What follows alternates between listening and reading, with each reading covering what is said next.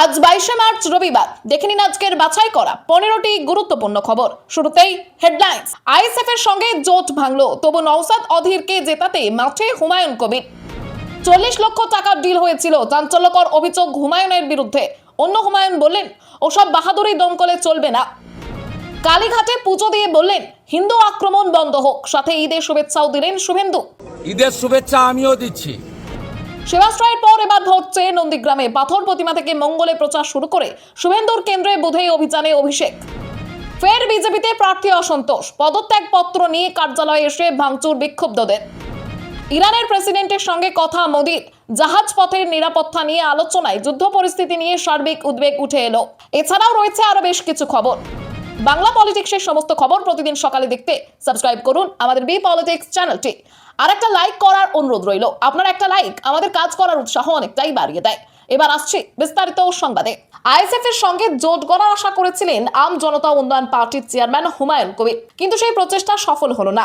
ISF স্পষ্ট জানিয়ে দিয়েছে তারা এই জোটে শামিল হবে না। শুক্রবার হুমায়ুন কবির বলেন, দীর্ঘদিন ধরেই আইএসএফ এর সঙ্গে জোট নিয়ে আলোচনা চলছিল, তবে জোট না হলেও তিনি আইএসএফ নেতা নওশাদ সিদ্দিকীকে বিধানসভায় দেখতে চান। ভাঙড়ে তাকে জেতানোর জন্য কিছু রণকৌশলও নিয়েছেন, যদিও এখনই তা প্রকাশ করতে চাননি। পাশাপাশি বহরমপুরে কংগ্রেস প্রার্থী অধীর চৌধুরীকেও জিততে সাহায্য করার ইচ্ছে প্রকাশ করেছেন তিনি। উল্লেখ্য, বিধানসভা নির্বাচনের আগে তৃণমূল থেকে বহিষ্কৃত হয়ে নিজের আলাদা দল গঠন করেন হুমায়ুন কবির। তিনি বুঝতে পেরেছেন একক শক্তিতে নির্বাচনে বড় প্রভাব ফেলা কঠিন, তাই বিরোধী শক্তিকে একজোট করার চেষ্টা করেছিলেন। অন্যদিকে নওশাদ সিদ্দিকী জানিয়েছেন, সিপিএম এর সঙ্গে আইএসএফ 29টি আসনে সমঝোতা করে নির্বাচনে লড়বে। মুর্শিদাবাদের কয়েকটি কেন্দ্রে প্রার্থী দেবে আইএসএফ, তবে ভগবান গোলা কেন্দ্রে সিপিআইএম এর আগে প্রার্থী ঘোষণা করায় সেখানে দুই দলের মধ্যে বন্ধুত্বপূর্ণ লড়াইয়ের সম্ভাবনা রয়েছে। যদিও নওশাদ সিদ্দিকী সিপিএম নেতৃত্বকে এই প্রার্থী প্রত্যাহারের আবেদন জানিয়েছে। 40 লক্ষ টাকার ডিল হয়েছিল, চাঞ্চল্যকর অভিযোগ হুমায়ুনের বিরুদ্ধে। অন্য হুমায়ুন বললেন, ওসব বাহাদুরি দমকলে চলবে না। ভোটের আগে মুর্শিদাবাদের রাজনীতিতে চরম উত্তেজনা। হুমায়ুন কবির বনাম হুমায়ুন কবির। একদিকে প্রাক্তন আইপিএস হুমায়ুন কবির, অন্যদিকে সাসপেন্ডেড তৃণমূল নেতা হুমায়ুন কবির। নিজেদের মধ্যেই শুরু হয়েছে তীব্র বাকযুদ্ধ। সাসপেন্ডেড তৃণমূল নেতা অভিযোগ করছেন, 2013 সালের রেজিনগর উপনির্বাচনে তিনি রাজ্যের মন্ত্রী থাকলেও তৎকালীন মুর্শিদাবাদের এসপি হুমায়ুন কবির নাকি কংগ্রেসের কাছ থেকে টাকা নিয়ে তাকে হারিয়েছিলেন। তার দাবি, প্রায় 40 লক্ষ টাকার চুক্তি হয়েছিল এবং এসপি নিজে বুথে গিয়ে কংগ্রেস প্রার্থীর পক্ষে কাজ করেছিলেন। এই অভিযোগের জোরালো প্রতিবাদ করেন দমকলের তৃণমূল প্রার্থী তথা প্রাক্তন আইপিএস হুমায়ুন কবির। তিনি বলেন, তিনি কখনো টাকার বিনিময়ে কাজ করেননি এবং গোটা রাজ্যই তা জানে। তার মতে এসব অযৌক্তিক অভিযোগের কোনো ভিত্তি নেই। তিনি আরো বলেন, মানুষ যাকে পছন্দ করে তাকেই ভোট দেয়। অভিযোগ তুলে কেউ নিজেকে প্রাসঙ্গিক করার চেষ্টা করছেন। কালীঘাটের পুজো দিয়ে বললেন, হিন্দু আক্রমণ বন্ধ হোক, সাথে ঈদের শুভেচ্ছাও দিলেন শুভেন্দু। ভোটের উত্তাপে এখন কেন্দ্রবিন্দু ভবানীপুর। শনিবার দিনটি শুরু করলেন বিজেপির প্রার্থী শুভেন্দু অধিকারী কালীঘাট মন্দিরে পুজো দিয়ে। একই সময় রেড রোডে ঈদের অনুষ্ঠানে বক্তব্য রাখছিলেন মুখ্যমন্ত্রী মমতা বন্দ্যোপাধ্যায়। কালী মায়ের কাছে প্রার্থনা করে শুভেন্দু বলেন, মা আমায় এই পদ্ম দিয়েছেন, হাতে পদ্ম চিহ্ন দেখিয়ে। সমর্থকদের সঙ্গে মাথায় ডালা নিয়ে মন্দিরে প্রবেশ করেন তিনি। চারদিকে ধ্বনিত হয় জয় মা কালী, জয় মা ভবানী স্লোগান। পুজোর পর শুভেন্দু বলেন, অনাচার অত্যাচার ও হিন্দু ও আদিবাসীদের ওপর আক্রমণ করা বন্ধ হোক, নারীরা নিরাপদ থাকুক। দেবদেবীর মূর্তিতে হামলা, গেরুয়া বসনধারী সন্ন্যাসীদের ওপর অত্যাচার এবং গীতা প্রচারের বাধা বন্ধ করার দাবি তোলেন তিনি। পাশাপাশি তিনি ঈদের শুভেচ্ছা জানিয়ে মমতার রেড রোডে যাওয়া নিয়ে কটাক্ষ করে বলেন, অন্য ধর্মের লোক নামাজে প্রবেশ করা ঠিক না। তিনি ঠিক কি বলেছেন শুনে নিন। ঈদের শুভেচ্ছা আমিও দিচ্ছি, কিন্তু নামাজ পড়বে যারা ইসলাম ধর্মে বিশ্বাস করেন তারা। যেমন আমার মন্দিরে ও ভাই বাইরে থাকবে, বাইরে ছিল হ্যাঁ, আরতি পুষ্পাঞ্জলি, মহাদেবের মাথায় জল, কালীমাকে পায়ের চরণে, সেটা আমাদের হিন্দুদের কাজ আমরা করব। উনি শুভেচ্ছা দিবেন বাইরে থেকে। এই মমতা বন্দ্যোপাধ্যায় পিতৃপক্ষে পুজো উদ্বোধন করা থেকে, মাথায় হিজাব পরা থেকে, আজকে রেড রোডে নামাজ পড়তে যাওয়া, এটা ইসলামও বিরোধী আর হিন্দুদের উপর আঘাত করা। কাজ একশো। সেবাশ্রয়ের পর এবার ভোট চেয়ে নন্দীগ্রামে পাথর প্রতিমা থেকে মঙ্গলে প্রচার শুরু করে শুভেন্দুর কেন্দ্রে বুধেই অভিযানে অভিষেক। গত 12 বছরের রেওয়াজ অনুযায়ী অভিষেক ভোট প্রচার শুরু করেন দক্ষিণ 24 পরগনা থেকে এবং 2026 সালের ভোটেও সেই ধারা বজায় রাখলেন তিনি। ঈদ মিটতেই প্রচারে নামার কথার আগেই স্পষ্ট ছিল।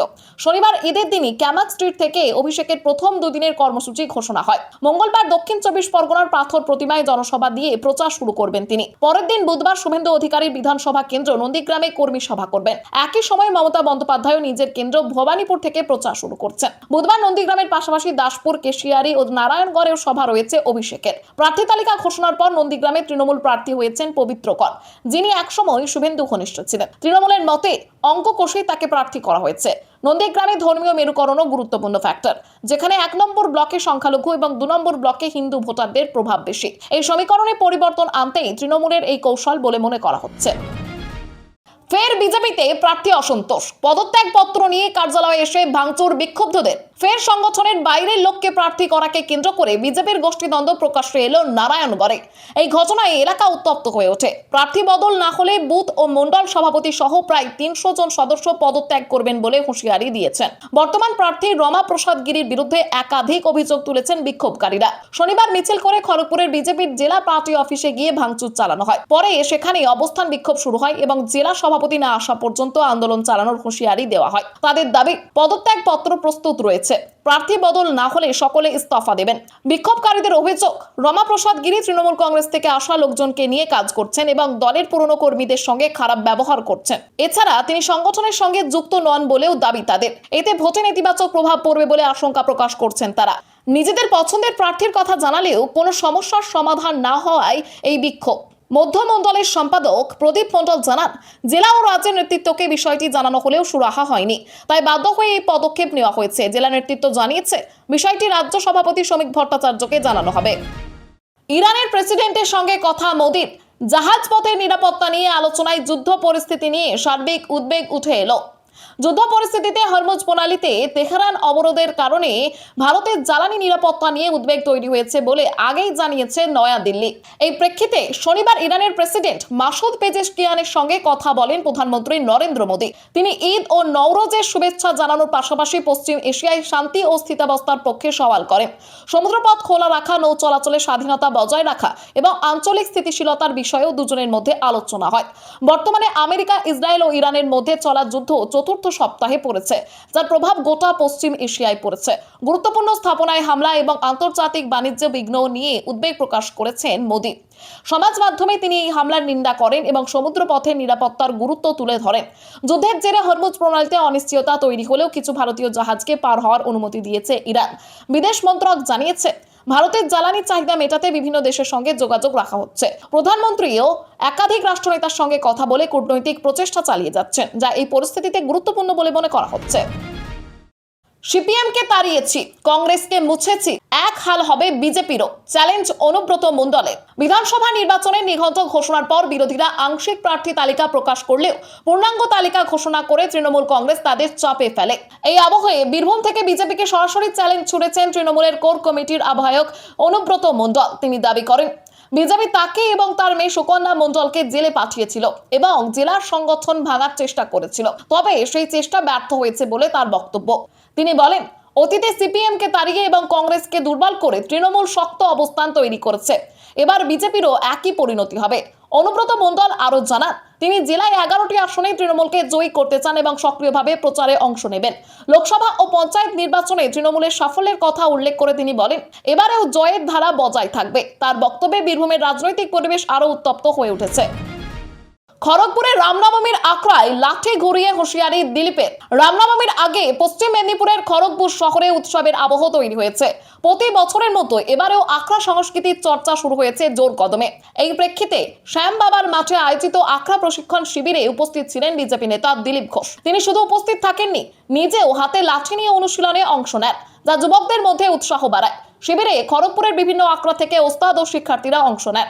অভিজ্ঞ খেলোয়াড়দের আমন্ত্রণ জানানো হয়, যাতে নতুনরা শেখার নতুন সুযোগ পায়। দিলীপ ঘোষ জানান, প্রতি বছর রামনবমীর আগে এই ধরনের সম্মিলিত অনুশীলন আয়োজন করা হয়, যেখানে সদস্যরা নিজেদের দক্ষতা ঝালিয়ে নিতে পারেন। তিনি বলেন, খড়গপুরের রামনবমী একটি বিশেষ ঐতিহ্য, যেখানে হাজার হাজার মানুষ শোভাযাত্রায় অংশ নেন এবং আখড়া সদস্যরা নিজেদের কৌশল প্রদর্শন করেন। আখড়া সংস্কৃতি শুধু লাঠি খেলা নয়, এর সঙ্গে শৃঙ্খলা, আত্মরক্ষা ও সামাজিক সেবার ভাবনাও জড়িত। স্থানীয়দের মতে এই উৎসব শহরে আলাদা উন্মাদনা তৈরি করে এবং যুব সমাজের আগ্রহ ক্রমশ বাড়ছে।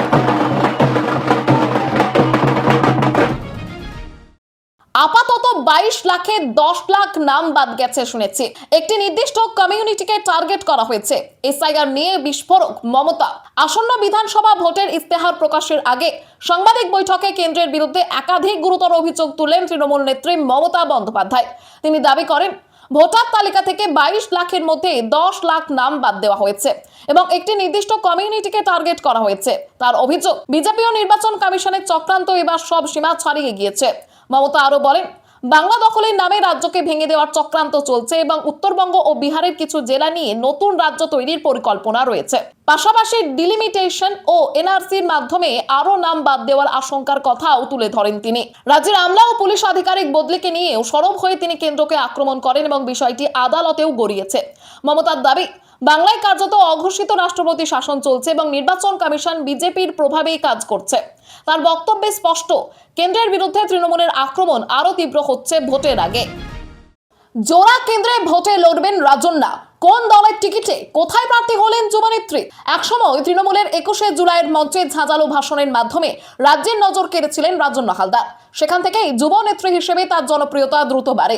তবে সময়ের সঙ্গে রাজনৈতিক সমীকরণ বদলেছে এবং এবার তিনি নির্দল প্রার্থী হিসেবে সরাসরি ভোটের ময়দানে নামছেন। জনসংগ্রাম মঞ্চের তরফে ঘোষিত প্রার্থী তালিকায় চমক হিসেবে উঠে আসে তার নাম। সোনারপুর দক্ষিণ এবং আসানসোল দক্ষিণ এই দুই কেন্দ্র থেকে তিনি লড়বেন 2026 সালের বিধানসভা নির্বাচনে। প্রার্থী ঘোষণার পর থেকেই তৃণমূল ও বিজেপি দুই দলকে আক্রমণ করেছেন তিনি। রাজন্যার বক্তব্য, জয় বা পরাজয় যাই হোক, মানুষের জন্য লড়াই চালিয়ে যাবেন। তার রাজনৈতিক জীবনে একাধিক বিতর্কও রয়েছে। আরজিকর কাণ্ডে শর্ট ফিল্ম তৈরির কারণে তিনি দলের রোষে পড়ে সাসপেন্ড হন। পরবর্তীতে কসবার ল কলেজের ঘটনা নিয়ে তৃণমূলের অন্দরের বিরুদ্ধে অভিযোগ তুলে আরো বিতর্কে জড়ান। এসব ঘটনার পর দল থেকেই দূরত্ব বাড়ে তার। যদিও বিজেপিতে যোগদানের জল্পনা উড়িয়ে দিয়ে স্বাধীন অবস্থান নিয়ে নির্বাচনে লড়ার সিদ্ধান্ত নিয়েছেন রাজন্যা। খবর আজকের মতো এখানেই শেষ। আবার আসছি আগামীকাল সকালে। পরবর্তী খবরের জন্য সাবস্ক্রাইব করুন আমাদের বি পলিটিক্স চ্যানেল।